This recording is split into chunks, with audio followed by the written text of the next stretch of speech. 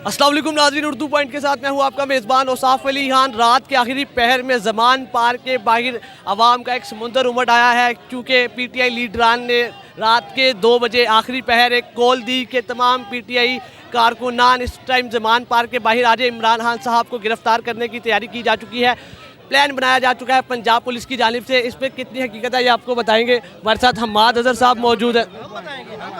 जी जी बताएँ, जी बताएँ। इमरान खान हमारी हेडलाइन है, ये बात हम वाज़ा तौर पर बताना चाह रहे हैं। बहुत सी बेगैरतियाँ हो चुकी हैं पिछले 9 महीनों में, लेकिन इमरान खान हमारी रेडलाइन है ना। इन गिट्टों में इतना तिल है कि इस रेडलाइन को अबूर करके वो अंदर जा सकें। रात के 3 बज रहे हैं, हम यहाँ पे खड़े हैं। 15 से 20 मिनट में ये अवाम का सारा समुंदर उमड़ के यहाँ आया है। और क्यों आया है? खान साहब को गिरफ्तार करने की तैयारी पूरी थी।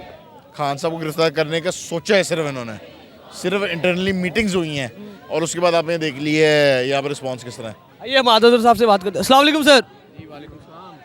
सर, रात के इस पहर में, आखिरी पहर में 15-20 मिनट में एक अवाम का समुंदर उमड़ आया ज़मान पार्क के बाहर। खान साहब को गिरफ्तार करने की तैयारी थी। इनकी आला सतह का इजलास तो हुआ था, फैसला इन्होंने तब्दील किया या नहीं वो उसका तो मुझे इल्म नहीं है, लेकिन बड़े दिनों से हमें मुसद्दका इतलात मिल रही थी कि ये बड़े डेस्परेट हैं कि किसी तरह जो इमरान खान साहब हैं उनको किसी तरह आवाम से दूर रखा जाए, उनके पैगाम को आवाम से दूर रखा जाए। पर ये इनकी भूल है, बहुत सारी पहले भी भूलें की हैं इन्होंने। तो आज जो आपकी जानिब से और पीटीआई लीडरान की जानिब से कॉल दी गई कारकुनान को, क्या आज पूरी तैयारी थी गिरफ्तार करने की? नहीं, ये कॉल तो जब हमें ये इतला मिली कि ये इनका इजलास चल रहा है पुलिस के आला सतह का और उसमें ये चीज़ भी ज़ेर गुफ्तगू आ रही है, तो तब हमने चंद अपने कारकुनों को कॉल दी यहाँ पे।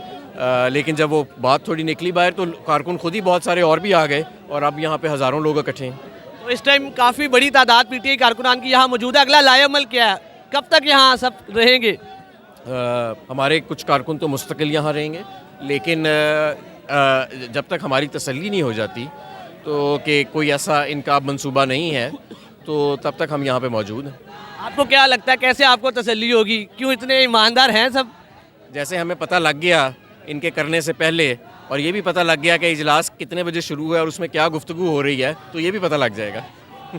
कोई पैगाम देंगे जो पीटीआई कारकुनान आपको देख रहे हैं, जो परेशान है इमरान खान साहब के लिए और काफ़ी बड़ी तादाद आ भी रही है और काफ़ी देख रहे हैं और आ रहे हैं, उनको क्या कहेंगे?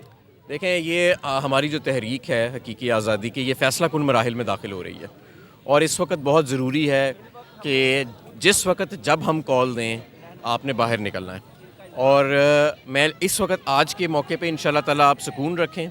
ये जितने यहाँ पे हम कारकुन मौजूद हैं, हम अपनी जान से बढ़ के अपने कायद की हिफाजत करेंगे, उनको कोई हाथ भी नहीं लगा सकता।